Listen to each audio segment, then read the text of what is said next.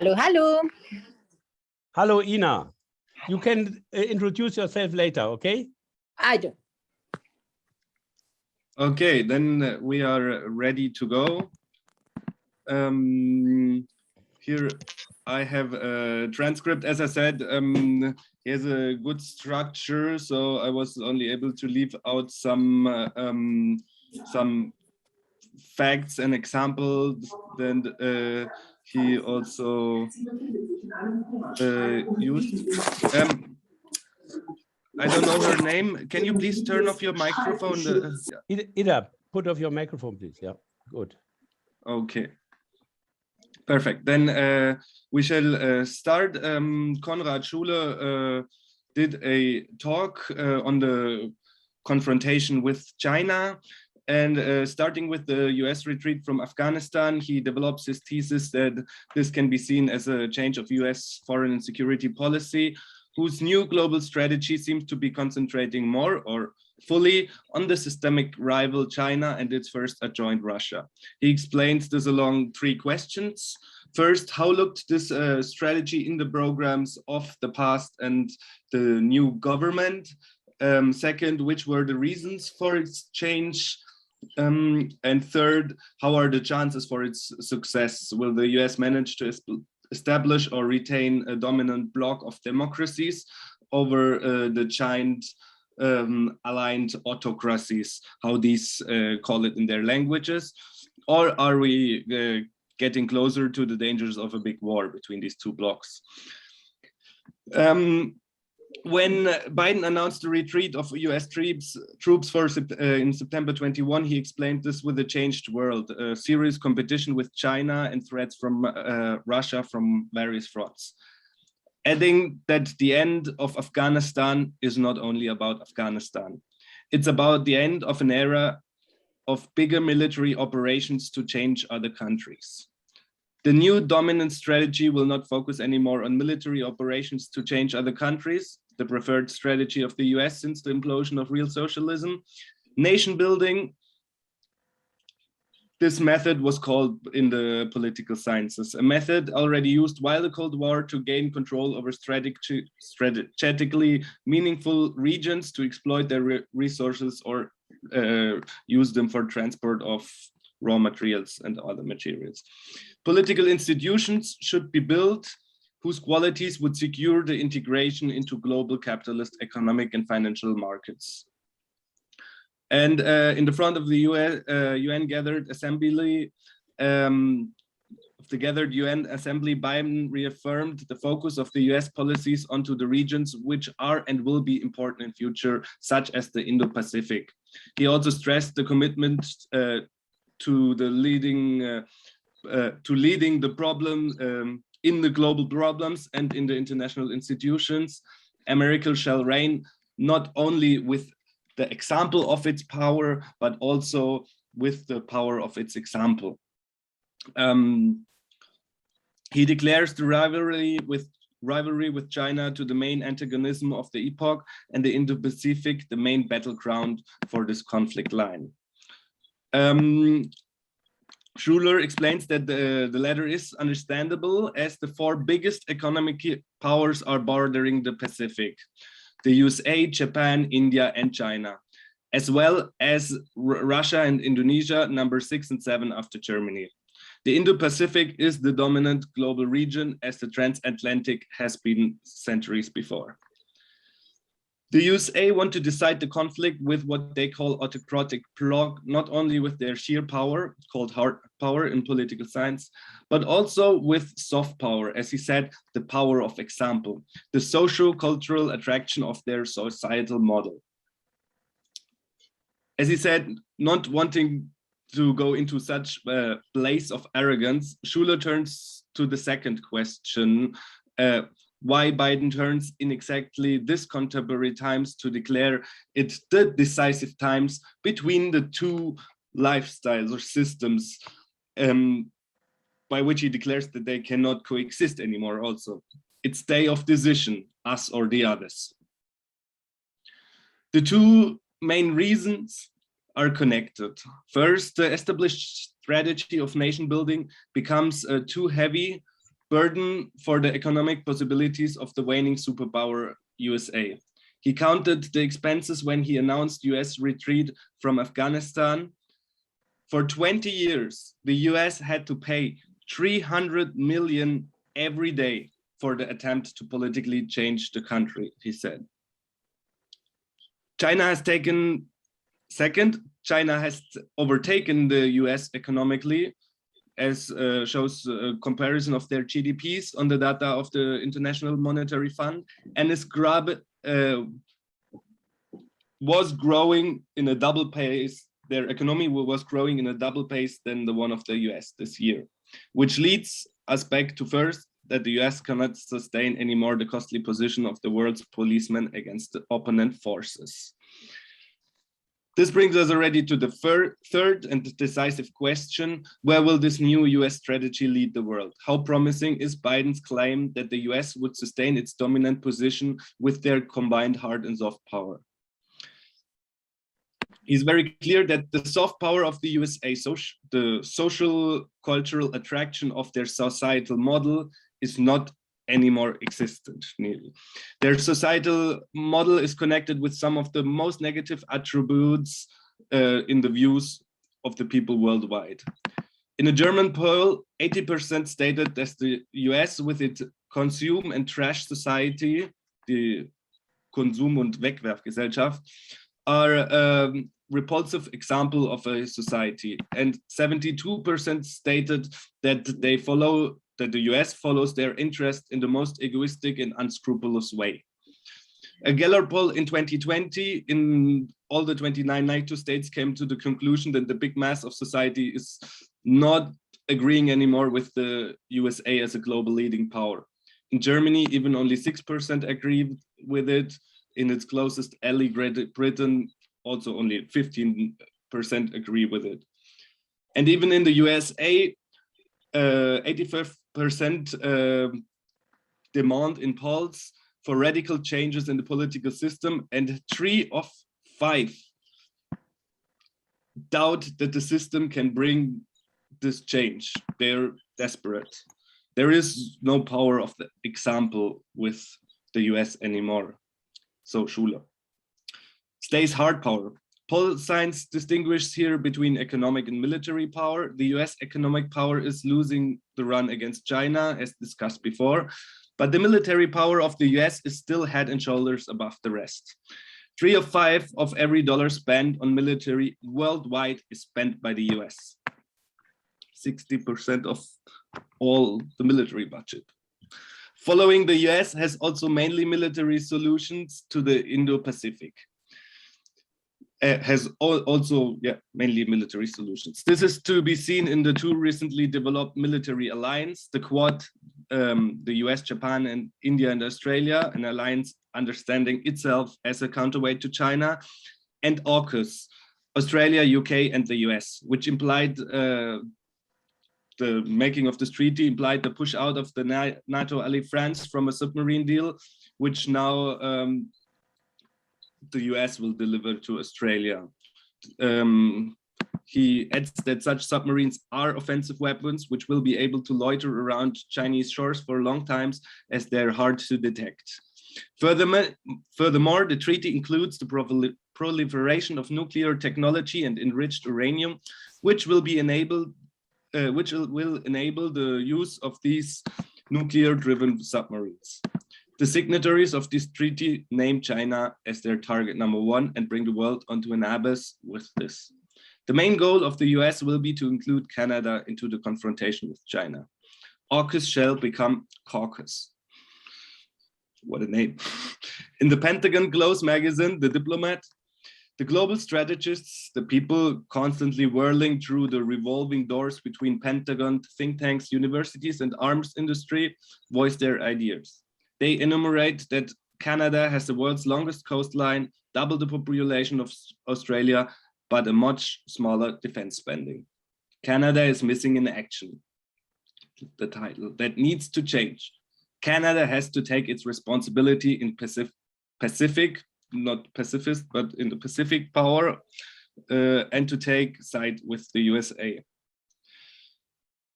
Another target of the global strategists is India, one of the 4 Quad members. So far, India engaged a swing policy between Russia and the US. They say which one can see in the equipment of their military.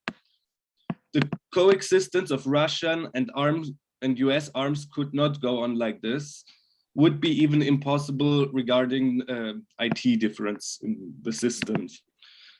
So India needs to invest into security and become an active part of the Western alliance against China, is their conclusion. And another position the US will need is Washington is trying to get its transatlantic allies on line against China. And the difficulty of this plan shows itself exemplary on the position of Germany. For once, the German government decided already in December 22 the so-called Indo-Pacific guidelines, where they voice unmasked their strategic interest and military consequences in the region. Citing, as open global directed economy, free trade routes and maritime security are from vital significance for Germany. Above 20% of German trade volume takes place in the Indo-Pacific. The German trade volume in the region nearly doubled in the last 15 years. With these Indo-Pacific guidelines, the Far East region was declared action region of the German army and the NATO. The quote ended the phrase before. The Chinese could counter this. He brings in the mind game with the same reasons with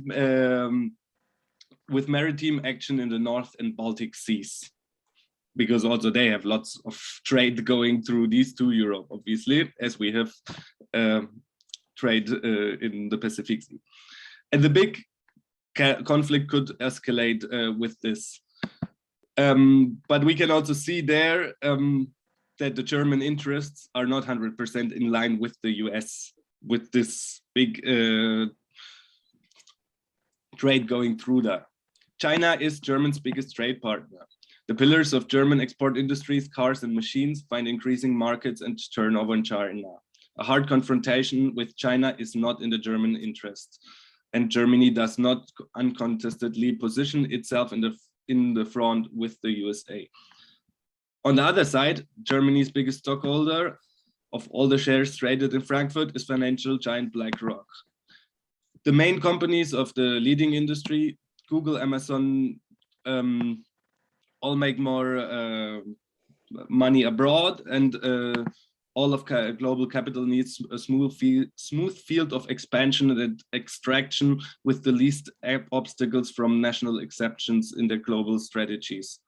So with the hesitating position of Germany, criticizing human rights abuses in China, but keeping developing good business relations, demonstrates much more the interests of the capital than the US saber-rattling.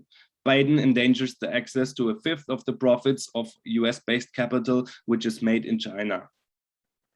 Calvin Coolidge, a US president passed 100 years ago, realized the business of America is business.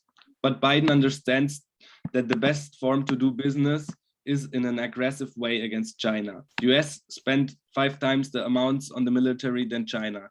They have even 7 bases in Australia, 300 more in East Asia. They increasingly militarize AUKUS and Quad, surrounding China closer and closer to provoke it to a first strike.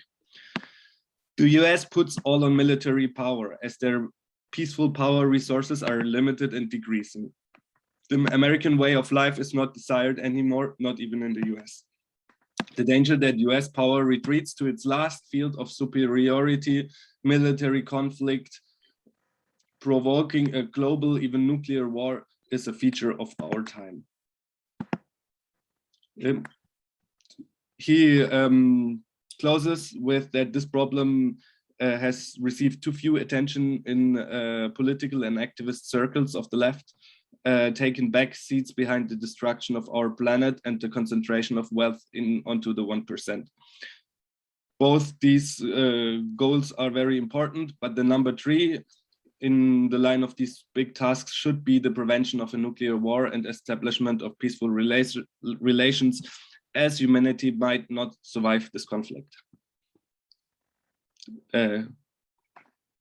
This was his talk. I hope I didn't read it down too quick, and I'm not the author of this, so I can also not explain any questions if they come up, if only from my own understanding and background knowledge.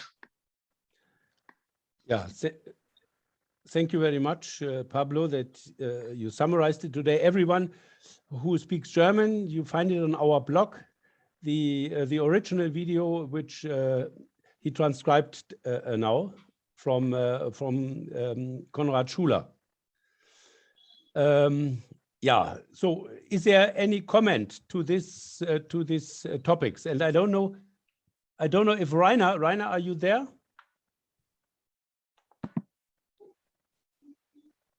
No, I don't see him. So then, are there comments now to the thesis of Konrad Schuler? Naturally, he draws a very pessimistic situation, and says it's the order of the day that we, beside the other problems, climate change and in social injustice, that we try to develop a movement against the escalation to a war, a global war. And what are your opinions to it? Because I don't see Rainer now, so I hope he will come back before he was inside. So is there any comment to it, to this position, or do you see it differently? Yeah, Günther. Yes, maybe one short remark, because all what you are saying, also what you are summarizing, Pablo, is based on the assumption that China is economically the #1 in the world, and will it be in the future? That China has a very high GNDP, and in terms of figures, it's the #1 in the world. That is without doubt the case. But the question is, will China be able to keep this power in the position? And all the analysis you just presented to us is based on even this assumption. But I think we have to take into account that the Chinese economy, even strong at the outside, is weak in the inside. So the Chinese economy is very inefficient. It's a state-controlled economy. So for each $1,000 GNDP, they have to enforce double sides of labor than the United States. And the Chinese society is facing very serious internal problems. They have a brain drain. Still today, most of the scientists go to the United States. They have the best universities, they have the best technology. And China, of course, has in certain areas advantages, but it's still very far away from the United States. And there are many, many other factors that raise doubts that China will indeed gain and keep the status in the future. So another example would be the demographic development. The United States are a young society with a great proportion of young people, but due to the one-child policy in China today, they have a serious demographic problem, and it will worsen during the next decades. So the assumption that China, even in the future, will keep and extend the economic power, that is an assumption, but there are serious reflections that might be indicates that that will not the case, that they will deteriorate in the United States, will even in economic respect for a long period, for the decades ahead, remain their economic superiority.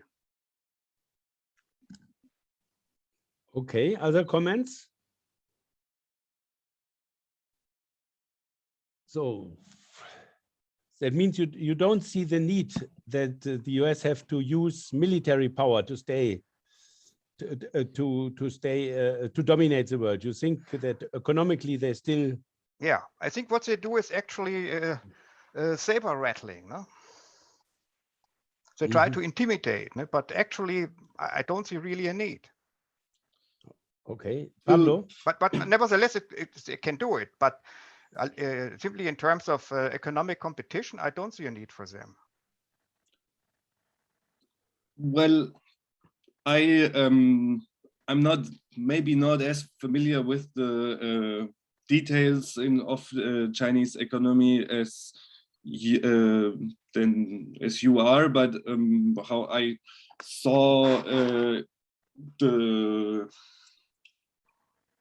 the last years. I'm also much younger, but the development of the last years, and also how I see the predictions of World Bank and the International Monetary Fund. It is indeed true that the US is on the slope, is going down, not in absolute economic terms that the economy would be contracting, but in the ranks, in the hierarchy, it is going down, and I think it is there about staying as important as possible, and the line of Schuler goes that as they have these superior military resources, the superiority in one field, and also as the soft power is declining, we see this in Africa, where the soft power not only of the US but also of Europe is declining against both China and against Russia now in the recent history. So I think these discussions on whether China will be the topmost or not are, you cannot take out the reason of Schuler's explanation that we still have a conflict there, that on several arenas, and for the most the economic arena, the whole Western Bloc is in the moment not gaining ground against what he describes there, or what the Americans call the autocratic bloc, and maybe I don't actually count directly this with this big war, the nuclear war, what is being put up there. That it is competition between world powers, which are nuclear, both of them, or let's say many in the game, Russia, China, India also, as the US and the UK. So there is a conflict potential, but first of all, I think that what we see right now is the establishing of this importance of the Pacific region and of the seas and the trade routes in general, which I think needs a much more detailed analysis of the peace movements everywhere. What does this mean, these kind of wars, these combined trade and military wars in routes over there? What does it mean from a democratic, what does it mean from a peace perspective, from non-violent conflicts? How can we analyze this, keeping in mind always that there is a potential danger for nuclear war, but not only concentrated on this? Yeah, I think the competition on influence is, we see it in the whole world. In Libya, one point was also that the Americans tried to push China out. There were 10,000 of Chinese workers, what I got. There were investments. Also many African countries, they are competing. So, and make the conflict sharper. And what I see, the main point is the US puts more and more money in weapons and armies. They spend more than the next 13 countries, including China and Russia together, and again increased it. And increased it more than in the Trump area. And the parliament increased it more than even Biden wanted. Yeah, and from this point, and they drive the other countries, China and Russia, they tell them these are our opponents or enemies. They force them somehow also to spend more money. And this already takes a lot of money away from which we could use to solve problems. The climate change, to stop it, and naturally to develop social perspectives in the poorer countries or even in the rich countries, where the youth feels more and more pushed in the corner. Also on this point, we are already affected from this struggle between the two, mankind. Yeah, and we know also that that these wars they are doing and the weapons take a big part are responsibility for the pollution, for the climate change itself. And this is mainly the US who is driving it forward. And what I read, we have an author who writes mainly about global problems. He said now in the US, there's a lady in the defense minister who said we could bomb the flood of the ships of China.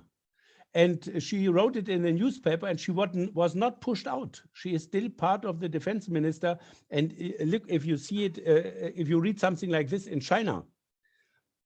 So the point is from the strategy, officially in words, China and Russia always say we need an international order according to the UN Charter. And that means also to forbid wars by international law, it's forbidden, and to solve conflicts peacefully. So maybe Günther, how do you see it? Do China want the domination in the world, or do they just want to defend themselves to get that they can develop in peace? I think they have no ambitions to conquer the world. That's of course true. But I think we have also to acknowledge that China has also contributed to the escalation of the situation. Now, let's see what they're doing in the South Chinese Sea. They're establishing artificial islands used for military purposes. And the way they legitimize their claims is really is weird. No? So according to the Den Haag Sea Convention, they are not allowed what they are doing, and they argue with the way, okay, Sea Convention is not valid here because we have artificial islands. No? So they argue in a way as it fits with their interests, and even the way they legitimize their claims of these territories goes back to a 2,000-year-old book, the Hohanshu. So the argument is why the Chinese are entitled to conquer this territory is because 2,000 years ago, a Chinese first set his foot on this island. That is, of course, the same as if you say, oh, the Romans 2,000 years ago set all their foot on many areas in Africa and other parts of Europe, so they are entitled to have a right to occupy these territories again. And the second conflict is, of course, Taiwan.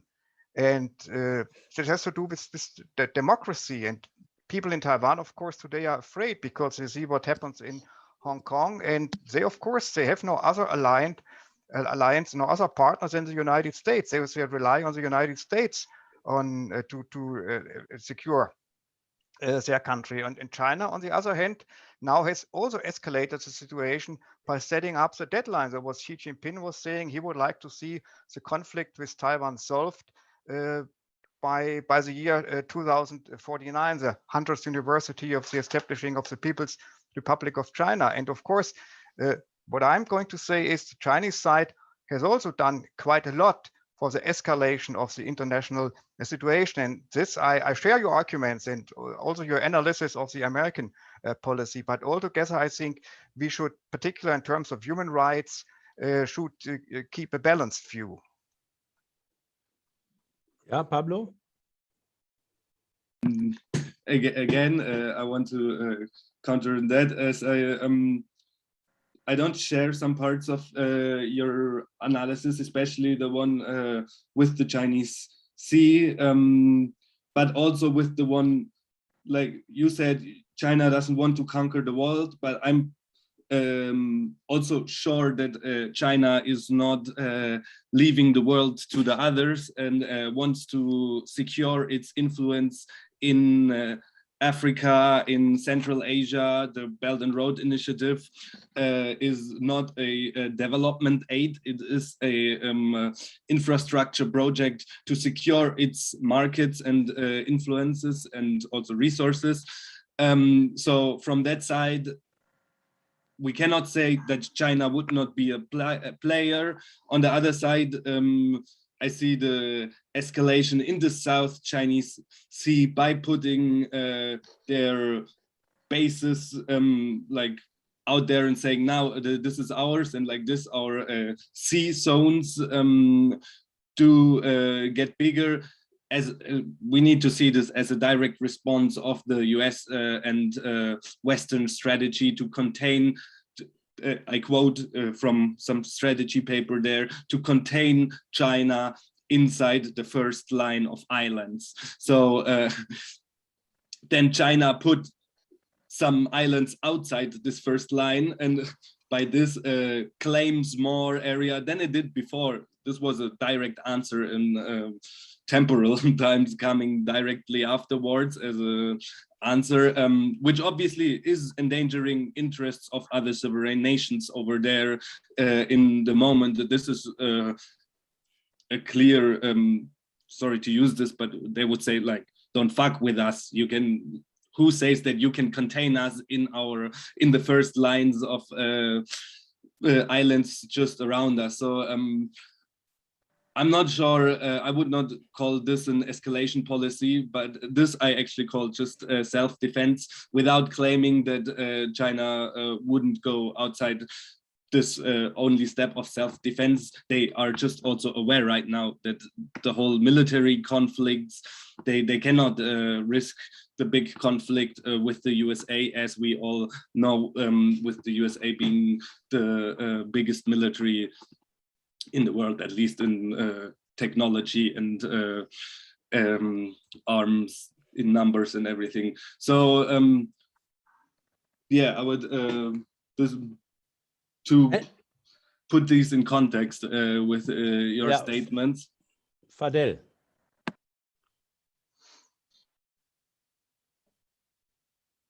Fadel? I would like to point, because it seems like okay, it's all about resources. I mean, only resources. There is no. So the thing when we are naming Africa, for us Africans, is that it's the Chinese are paying for the goods, but the Westerns who were there, they were having it for free. So actually, it's the Chinese model is better for Africa. For the Chinese model, if you have the Chinese workers, they arrive to a country, they live like the other people in the same condition, while Westerners, when they come, they get paid 10 times or 20 or 100 times more, and they have the biggest houses with servants, while they are taking your resources. So basically, for the native African, it's at least the Chinese are paying for it. Finished. Okay. Other comments? Yeah. Hello. Yeah. Here is Uwe. Can you hear me? We can hear you. Yeah, okay. I'm new in this round. I'm just by chance got here to this round. And I would like to make two comments. At first, in regard to the Chinese development and whether the Chinese economy will go up or not. You have to see the development of the investments within China. So you can be quite sure that the Chinese economy will not reduce, or they will not even slow down their development. So we can be sure this competition will get harder because China will get stronger. So this is of sure one of the main reasons for the future conflict, while the USA don't want, or they have outspoken it, that they will do everything to slow down the Chinese development. So, and this is then also one of the main reasons for this conflict. The US tries everything to encircle China militarily, and they would have succeeded. When they would have succeeded in Afghanistan, then they could have a good point to keep China under control. But they failed, and NATO failed. This is actually a very positive point for China.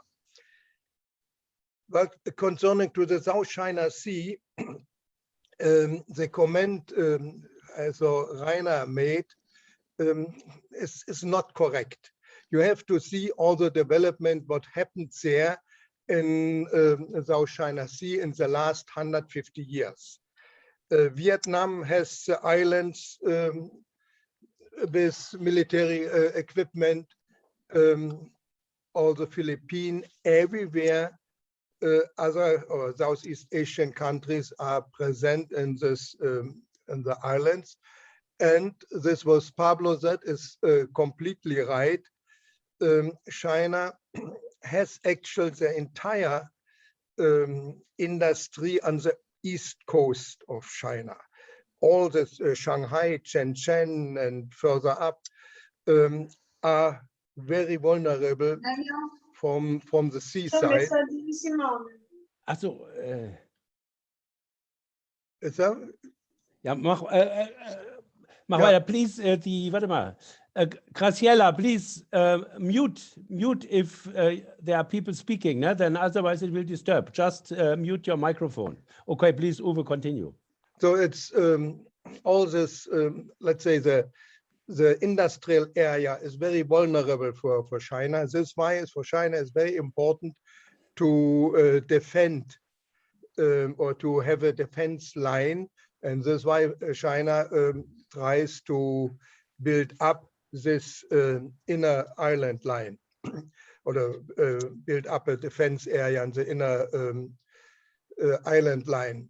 And when you consider that permanently one or even two US aircraft carrier are in this area, in this Asian area, then it's quite understandable that China is doing something to prevent that the US military power is in the South China Sea too strong. That's actually the main reason. The main reason why China did this. So about this, there are several information available even in the internet. And it's worthwhile to look more in detail, and then you can understand this problem. Of sure, I also agree it's one of the most dangerous situation at the moment. And even when we see this AUKUS, when now also Australia will operate with nuclear submarines, which are very well to hide so that they can operate in South China Sea without seeing by China. So this is why China is installing those sensor systems that they can detect submarines. Now, recently we got this, or the US got this accident with one submarine in the South China Sea. So it's very clear that China has to do this. You have to consider all these points to find out what is the real situation so far. Thank you. Thank you very much. There is a Philippine peace activist, Walden Bello, and he was also long in the US and the International Social Forum and so on. And he also said, naturally, what China is doing is against our sovereignty of other countries around. Yeah, but he said a solution, but they do it in defending themselves against the USA. And therefore, he said the solution can only be a demilitarization. On one side, that the US goes away, and on the other hand, China respects the sovereignty of the other countries around. The next point is also important. The US claims China breaks international law, but they even didn't sign this international sea law. Exactly. Yeah, the US doesn't sign it even. And now I don't know if you know it, there is Mauritius. And when Mauritius got independence, the Britain have taken part, San Diego, where the US base is, and have given it to the US. They pay rent. And now the International Sea Court in Hamburg had said, this is not right, it belongs to Mauritius. Then Britain laughed about it and said, please, we don't respect this. We will stay here. And the US, Mr. Blinken said, right, it's right that you are there. That means the US are the last who will have the right to speak about international law, which they break themselves or don't respect at all. All the time. But naturally, these conflicts, so we as a world community have to go in this direction. I think what Walden Bellow has said in this direction, yeah, demilitarization. Walden Bellow said since 1945, the sea before China is American sea. They control it with their army. Yeah, look, if China would do something like this near the US borders, the war would already be there. So this we have to take in consideration. But the point is now also, what are our possibilities? What we can do? I've said already, this conflict affects us all. If it is climate change, if it is a waste of money, and naturally the tension, which is even always a risk that it might escalate. What are our chances? What can we do? Maybe trying to work on another foreign policy of our states. Or one of the ideas was to bring civil society people from China, from Russia, from US, and from us in contact.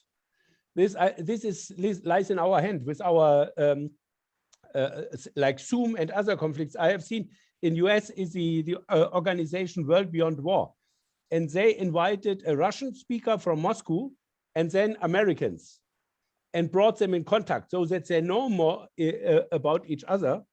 In US is also a campaign from a Women Peace Association, Code Pink. They make a campaign, China is not our enemy. And I think you have heard the American Congress has now given $300 million for a program to educate journalists to write against China, to bring the picture of China down. So, you know, when they prepare their wars, when they started to attack Gaddafi, and so they start first with a campaign that these are the next Hitler and all this, so that people accept when at the end it comes to a war, that they're on their side. So I think it's for us a very big task now to try to draw an objective picture of China. That means with both sides, with the negative and positive sides. Okay, Pablo. Fully agreeing to that. I wanted to bring also the discussion, or let's say I wanted to add this also to Günther,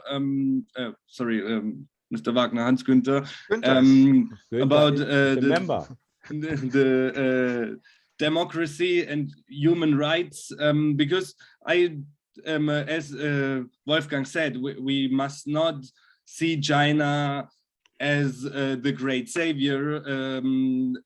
Also not, we all know about atrocities also there. Although for example, I think the US there is not so far, not even from China. If we think about how many, like, let's say what is to be criticized, the treatment of the Uyghurs, obviously, I don't want to become a part of a movement where people close their eyes in front of things like this and do not voice them anymore and become kind of also this wish for peace to be bootlicking also against Russia. There are also parts of the left or of the peace movement which do not even want to admit anymore that this happens. But there we have the Uyghurs. In the America, we have many black people enslaved in prisons, doing cheap work in prisons. I call it enslaved because it has a system. We speak about much more prisoners in the US, which is only a third or a fourth of the population of China, and they have in absolute numbers more prisoners, and the private prisoning system, the whole racial problems that we have there in the police systems as we have in our European police systems. So and then the track of human rights and democracy in all the places where the US claim to be spreading human rights and democracy, I don't support. Like all this there, I don't believe anywhere in the sanctions of the US that make poor Cuba, that not even, again, although also in Venezuela and Nicaragua, there is space for critique, definitely. I don't want to say, but the US policy then supporting the coup in everywhere, in Bolivia, committing huge atrocities, in the whole of Africa, West Africa, where also the Europe and France and the stuff are on this side. Rolf, ausschalten. Mikro Rolf, bitte ausschalten. Mikro ausschalten. Ja. Okay, Pablo. Hört uns nicht. Yeah, I think there it is important we have this discussion in the peace movement, but to me, the discussion of human rights and democracy does not lead into a support of the Western Bloc and its joint security politics. Not at all. I don't see any reason coming from this field. I want to add 2 points. Look how they behave to Assange. More or less, it's a killing of him only because he said the truth. Yeah, it's a destruction of free speech, of free opinion, what they do with him. And now this week I got a report, 3 of 4 dictators in this world are militarily supported by the US. So they support everyone. When they give you the resources, you can do what you want. But how they want to describe the whole main conflict now in the world between democracies and autocracies is, for me, this we have to go against it. For me, is the main conflict between people who stand for international right, for the UN Charter, and those who break it. The US know they break it since many years, and their regelbasierte Ordnung, yeah, rules-based order. Yeah, I just read an American yesterday. He said, this order is that the US keeps up, that they dominate the world. This is everything what is good for it is regelbasiert, and everyone who's against it is against it. But my problem is also, for me, naturally, we have big problems, I think, in democracy and democratic rights in China and with minorities. But we have to discuss it not in a way to make them, to show they are bad. The point is of UN Charter, solve all conflicts peacefully. That means I have to see how we can speak with the Chinese, how we cooperate, that we solve the problems with the Uyghur, how we solve it. And the other problems, how we can solve it. In such a discussion we have to go, and not to describe the other, all the bad sides, and from the own side, only the positive sides. And from my point is, for us, is a big problem. There's the Western values. If you see the Universal Declaration of Human Rights, which I totally agree that these are very good norms, but as more the West does the contrary, and argues that they want for this, that they stand for these values as weaker, you make them. And this they have done already too much, that no one believes. If you say democracy, they love about you. Said, what is democracy?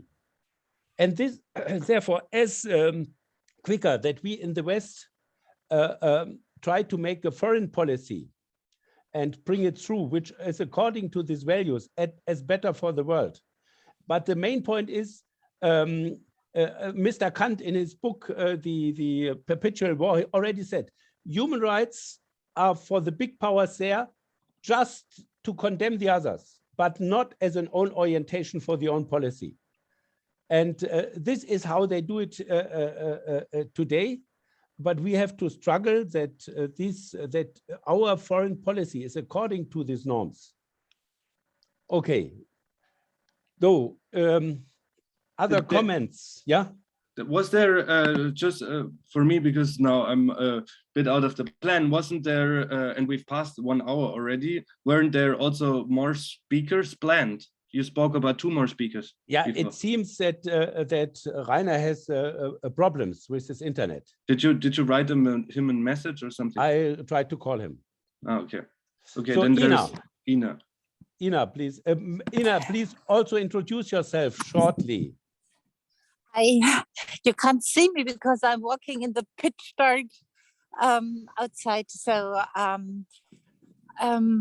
you can just listen to me, what I'm doing and who I am. So I've been working, well, on 9/11, I started with my peace work, which led to peace festivals in Berlin and to enter the Social Democratic Party in order to reinforce the core competences that the Social Democrats had in the 70s and 80s in de-escalation and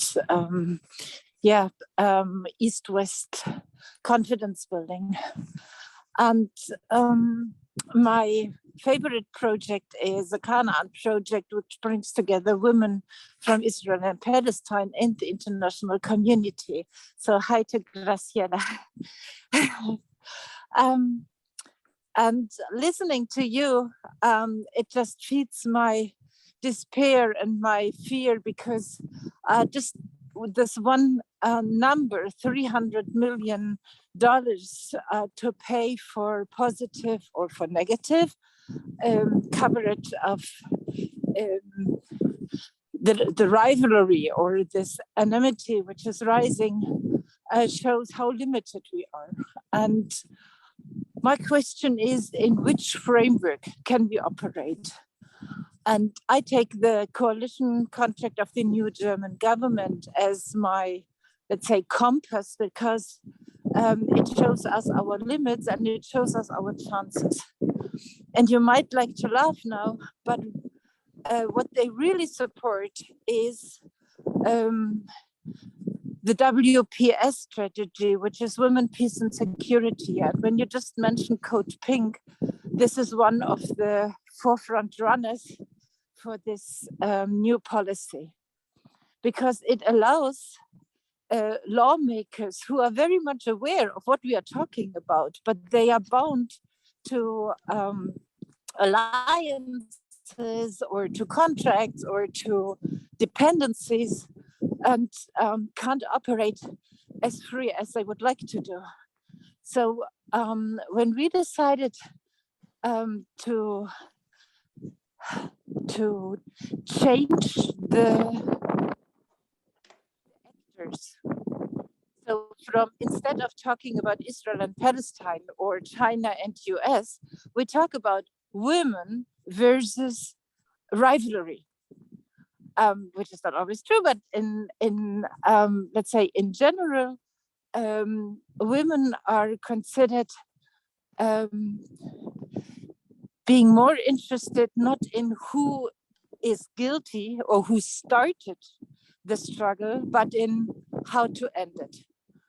And this shall be our question: which group, which influential group might have a voice to turn the public opinion from confrontation to cooperation.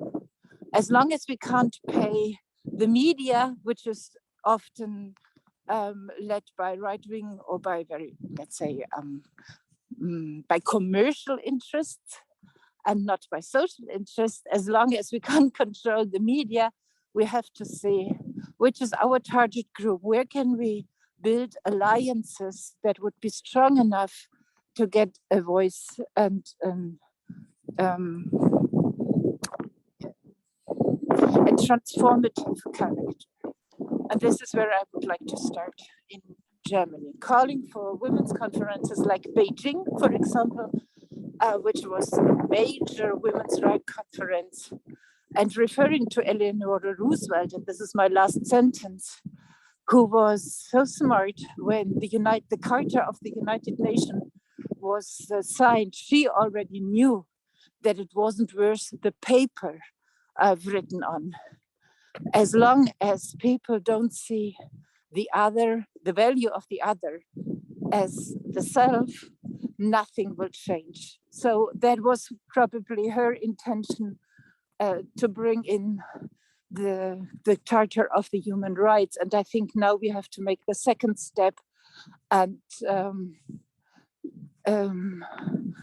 focus on peace building rather than on confrontation, which would be a lost war. Finished.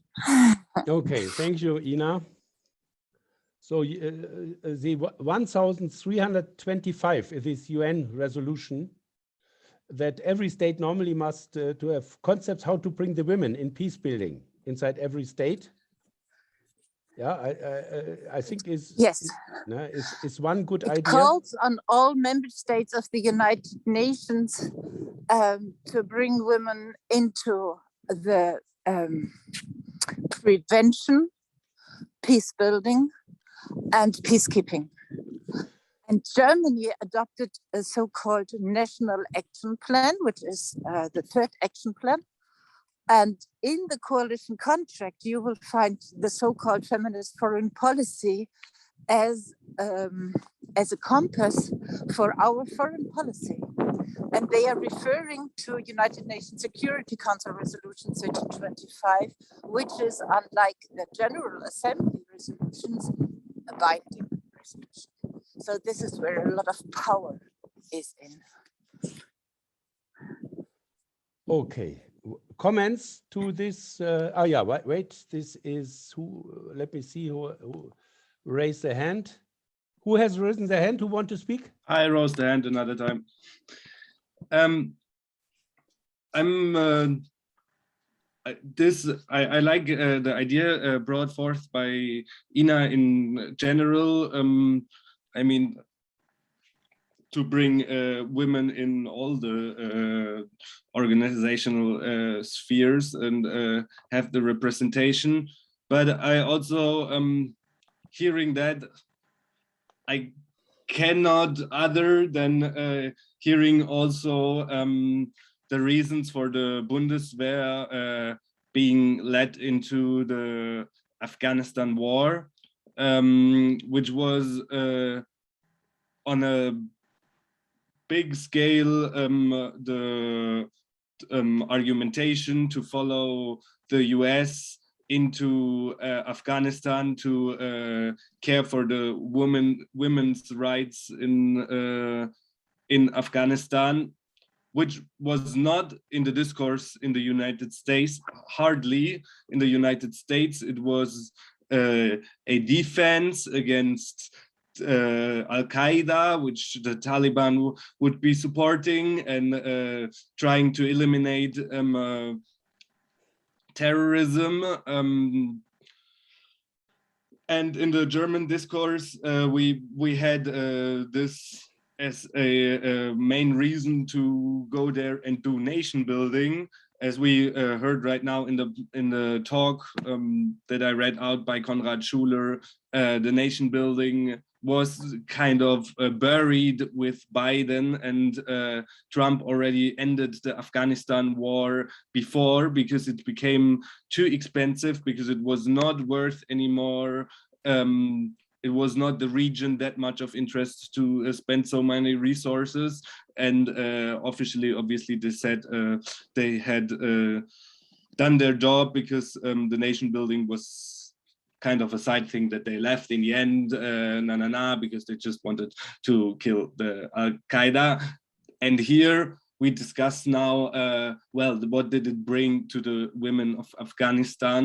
So also because Ina talked quite a bit of the coalition program of the now new government of Germany between the Social Democrats, the Greens, exactly that party that side by side with the Social Democrats also perpetuated this argumentation a lot, and the FDP, which with the arming of drones that is being decided there, with the renewal of the tornado flood, which is possible nuclear missiles carrying weapon systems, which is outdated now. But if we want to keep the nuclear missiles of the US, we do have to take this. So I don't know. I just felt with the compass for peace politics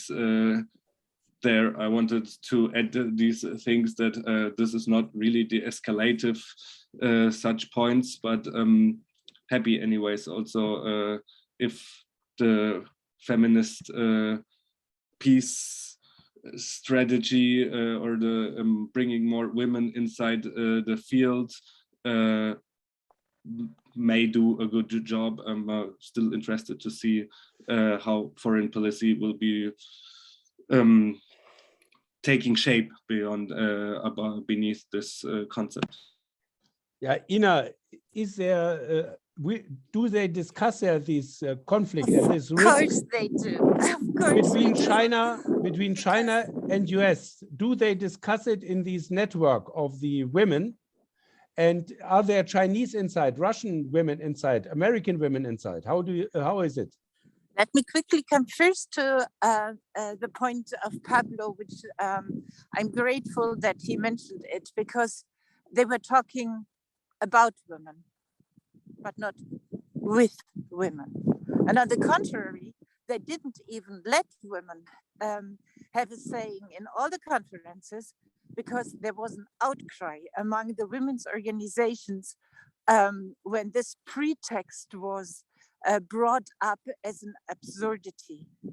The United States cooperated with the Taliban. I mean, if it had been about women's rights, the Soviet Union had granted more rights to the women than any other government before. Joking, it was a dictatorship, but in Afghanistan. The United States cooperated with the Taliban, with the same Taliban who incarcerated women, who threw Säure, well, doesn't matter, who were subduing and oppressing women, as long as the Taliban agreed to build the pipeline that was planned by UNOCAL. Only when this changed and Argentina and China came in with another plan for another pipeline, then suddenly the policies changed. So the pretext to use women as a reason for the war, that was really absurd and ugly.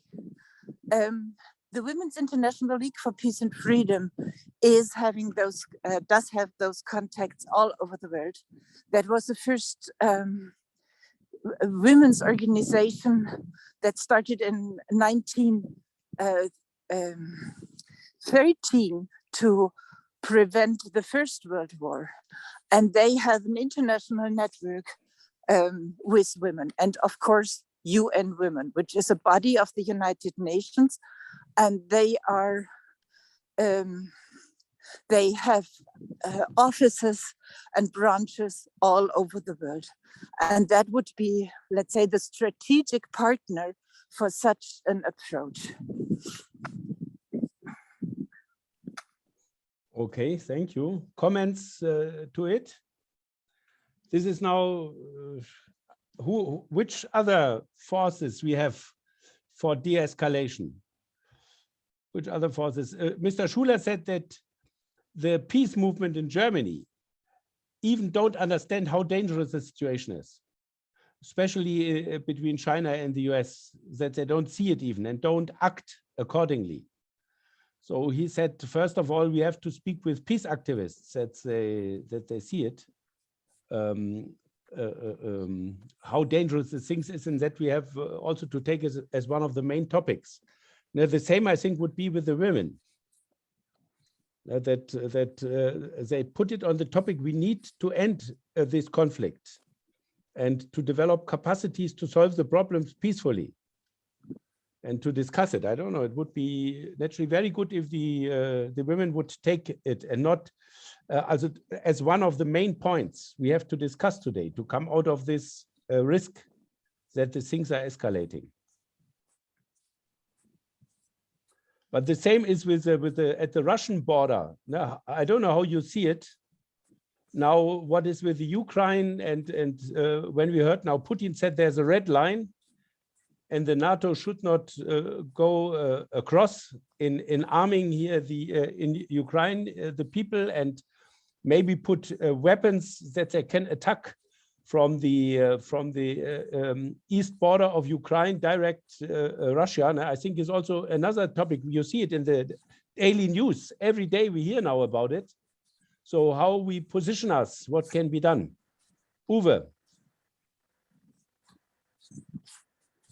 Uwe, unmute you. Good. No, sorry. I want to pick up this topic, China, USA once more. I have to say, I lived 27 years in China. I worked in China and also India in international transportation. I managed their shipments from China worldwide, from India worldwide, and also Central Asia, Afghanistan, and so on. So then I came back to Germany and I lived in Germany here, and I was shocked what wrong information about China spreaded. How the population or how the German people get prepared to believe everything that China is a big aggressor. And I saw also here in this discussion already that you, the speaker, have somehow, for me, strange ideas about China. What, for example, to the Uyghurs, but the real situation was the Uyghurs. Almost nobody here in Germany takes effort to look a little bit in details. What is the real situation? I stayed many times in Xinjiang. I know the situation there.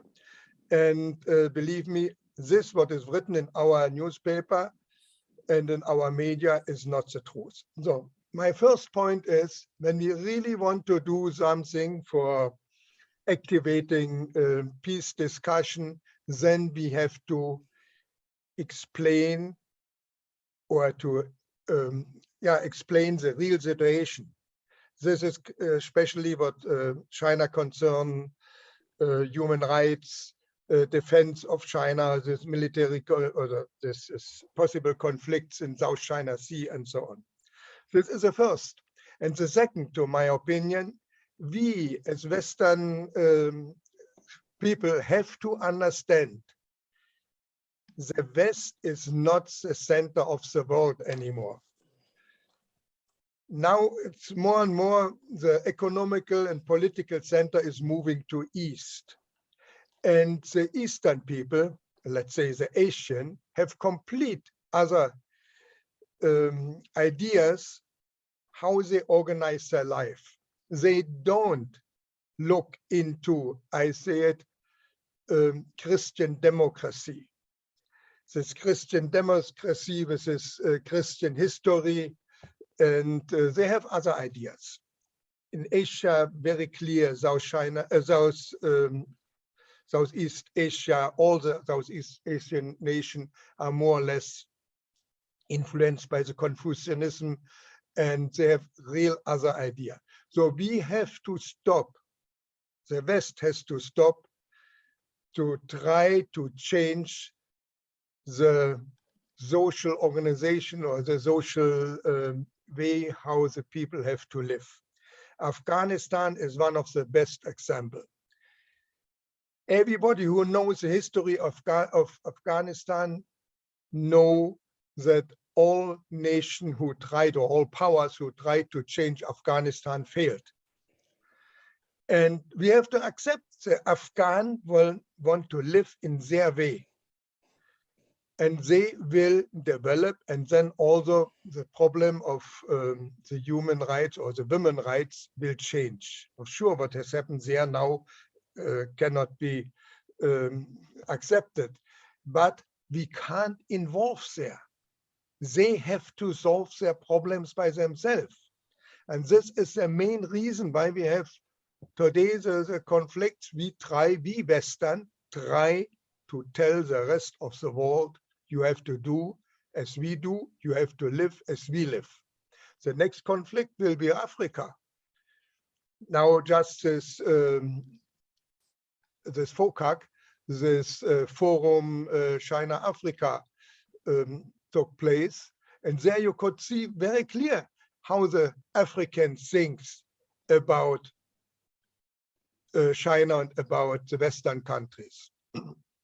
So this is, and when you see what now the EU published the idea about this global gateway. This global gateway, when you look into this, what Mrs. van der Leyen published, or that this is a concept to keep the condition as they are in Africa, that the Western countries can hold their power and the African countries cannot develop. Actually, this global gateway is only against China, not pro-Africa. These are the problems. This we have to start to tackle. Just the last word to say, since I came back to Germany and was so much shocked about the situation here, about the knowledge about China and Asia, I started to write a book, and it was published and quite well received. And now I'm, except because of Corona now less, traveling around and hold speeches, and I explain about China, explain what is the real situation. This we have to do. I think I do as an old man. Okay, thank you. Thank you. I want to jump in. I'm agreeing. Ina, sorry, no, I think I was quicker until you had the hand. Yes, I think your hand was there before. I saw it coming afterwards, but if you want, we can also. No, please continue. Yeah. Good. I was, because also I wanted to say something to before. I think to Uwe voiced this, but first now I also want to answer to Uwe's, because I think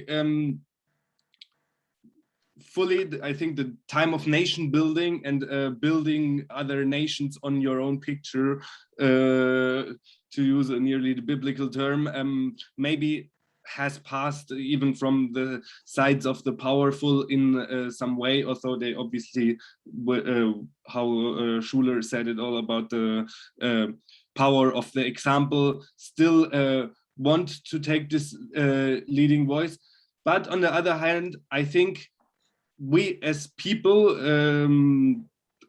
on the grassroots, we got a nice tool with the Declaration of Human Rights and all these things that are ratified by China. Much more of these international, like China even ratifies more than the US of some of these international treaties, because I think from theory, at least, with many people also in the Far East can, at least nowadays, identify a lot with this. I don't have these long times in the Far East as you have, but I've been also studying in India. I did research in India, so at least there, even in rural areas, I know that these ideals coming out of the European Enlightenment of the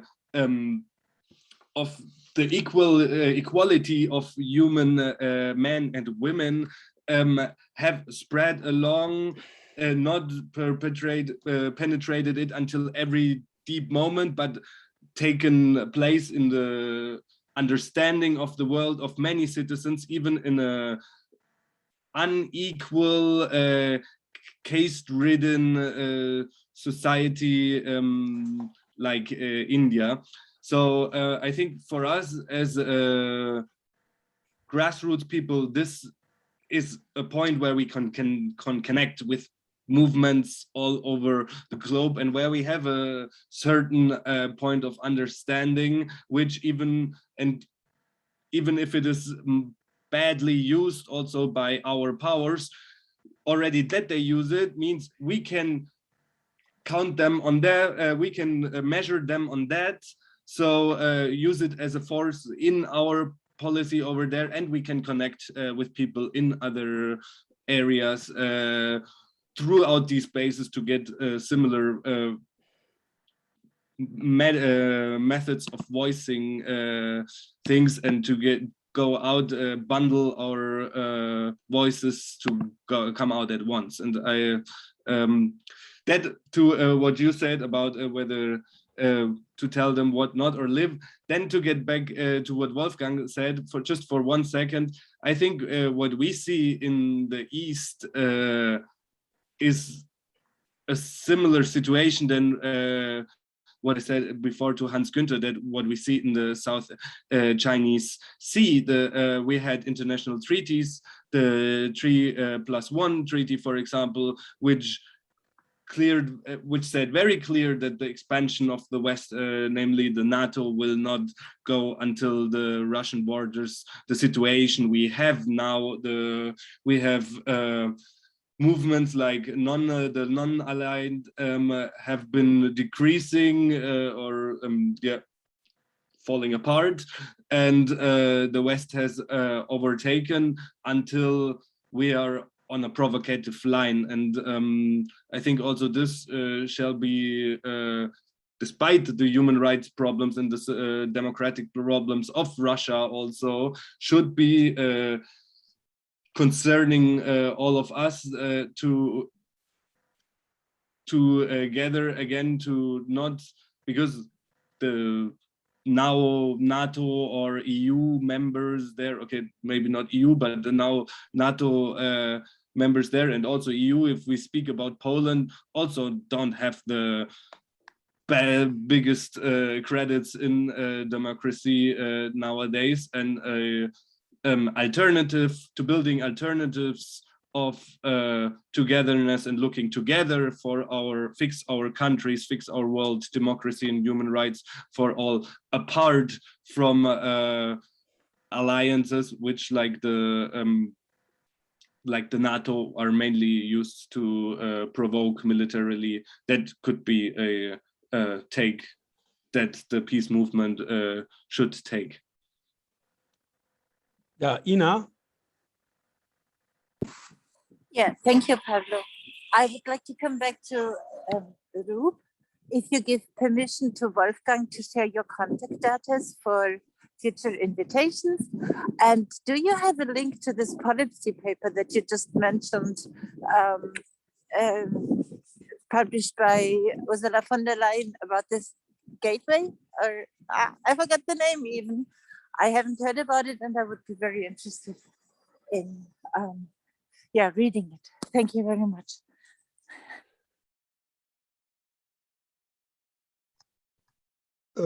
For the gateway, the global gateway, you can get it just in the internet on the EU, and then I think in the EU global gateway you can give it in, and you find it immediately, and there you find all the comments from other sources. So that is very open and public. Okay, thank you very much. So we have now to round it up and see what we do with our meeting today, how we continue. I think we should make the next meeting, and maybe Uwe, you can present it, that China is not our enemy. And we could make a meeting, Russia is not our enemy, and invite people and try to give them a more differentiated picture, so that we go against what the US is doing now to inject the world to see China and Russia as an enemy, that we have to counter it. I don't know how you see it. Yeah, when you ask me, I'm ready to do this. Okay, I have to say I'm just by chance to come to this group here. So how could you tell me how you got to know about it? One friend of mine, he forwarded this link, and so I thought I have a look, and so I got in. My friend was an Herbert Kriesig. I don't know whether it's. No, I don't know him, but you can put your email maybe here inside the Yeah, I will chat. do this. Then we invite you, no? You can also just sign up to the newsletter on the website if you don't want to publish your email to everybody straight away. Now I can here immediately type my email to it, yeah. And okay, and I'm ready to pick China, because as I said, I just wrote a book with the name Feindbild China, what we don't know about China or about the Volksrepublik China. So, and I could speak to these topics and sure, and then discussion. I think it's my email to see here in the chat. Yeah, should be. Wait, I don't see it now. To everyone, yeah. Send it off and it will be there. Don't know how to send it off. Enter. Ah, yeah. Yeah, is there. Yeah. So it's relatively easy. So it would be good. So I'm ready to do this anytime. And in both languages, yeah? You could do it in English and German, or you prefer it in German? Yeah, German is my mother language. It's easier, but I could do it in English, not so perfect then, but because the audience are more English speaking, I guess. Yeah, on both fields, we have to do something. Naturally, some people who wanted to join today didn't join because it's in English. No? So we have really to work on both levels.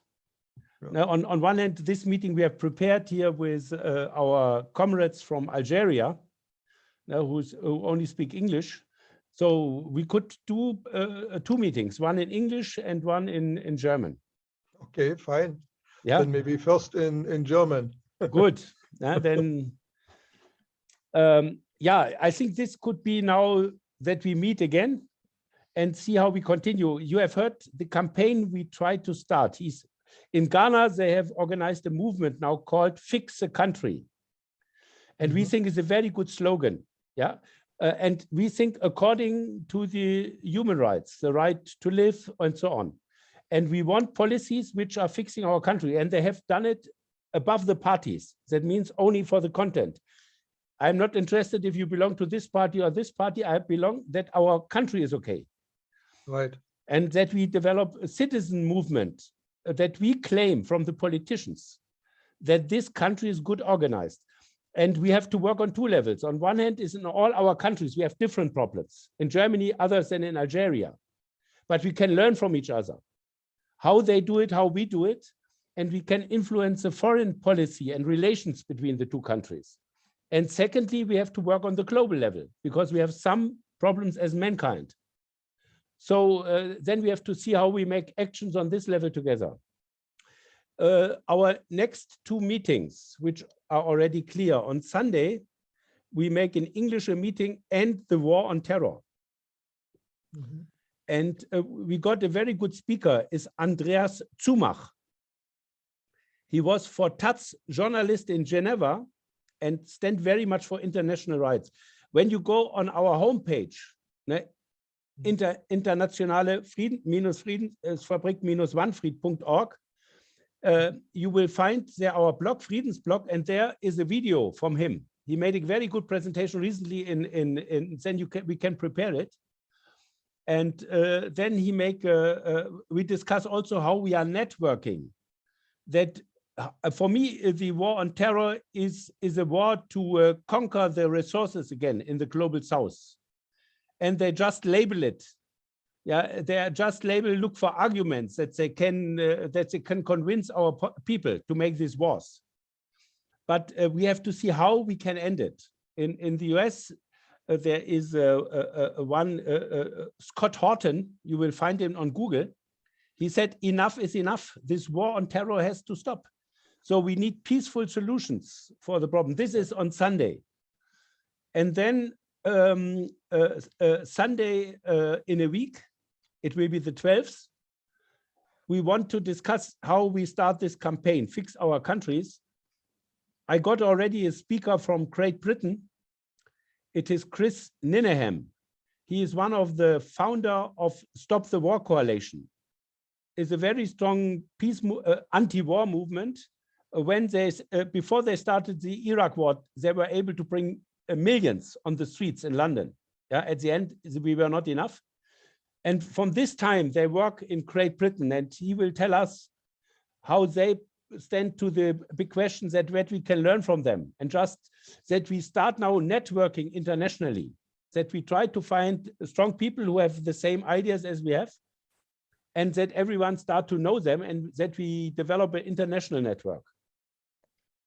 So in this direction, this will be, we give you the exact program on the 12th, and then we could think when we make this meeting with you, when we could make the meeting with you, we will discuss it and give a proposal to you. Yeah, you can also give us your number, maybe your WhatsApp or telephone number. Yeah. Yeah, write it inside that we can speak when we want to organize this meeting. I would be well. We can also make this conversation directly organization through the mails. No, not necessarily to publish always every. Yeah, he is public. If he in his book, he knows himself. I think how to defend himself. Now, I don't know, Uwe, if you are in Telegram. We have a Telegram channel. No, I'm not in Telegram.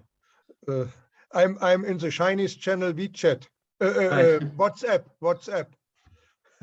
It is the Chinese channel or what? Chinese channel WeChat. But anyhow, I sent you my telephone number. Okay, good.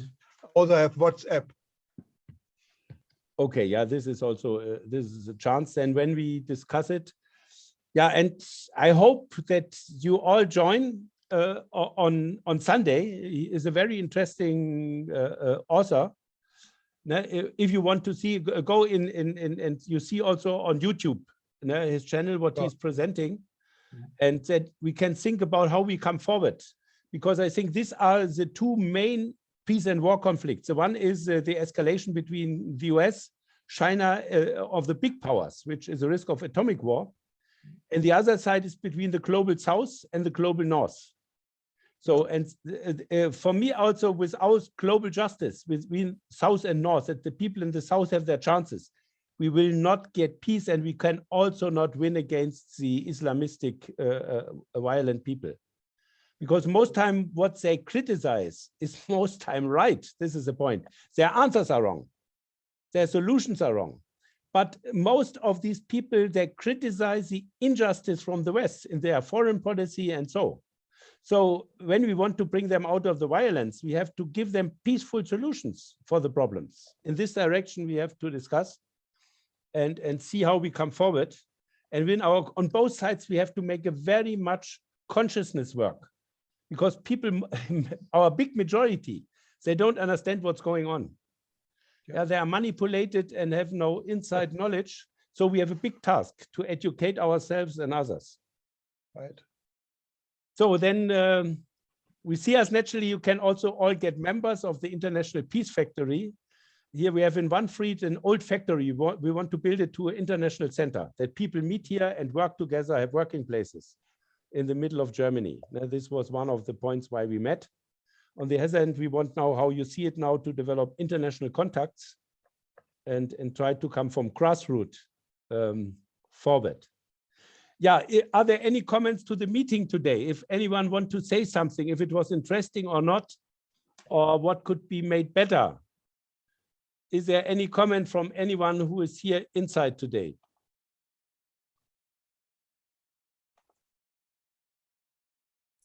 It's all okay. You are satisfied that you did not waste your time, yeah? No. Okay. It was good. Okay. There was a stable audience. Yeah. Oh, it was. That's okay. Yeah, yeah, from different corners. Now, I think Ina was also nice. She tries to influence the Social Democratic Party on top level, which is not easy, yeah? But she has got contacts and really tries it. So we need people in all parties, more or less, to bring things forward also beside the level. Salah, is okay for you? Yeah, I'm fine. Just want to welcome Yazid.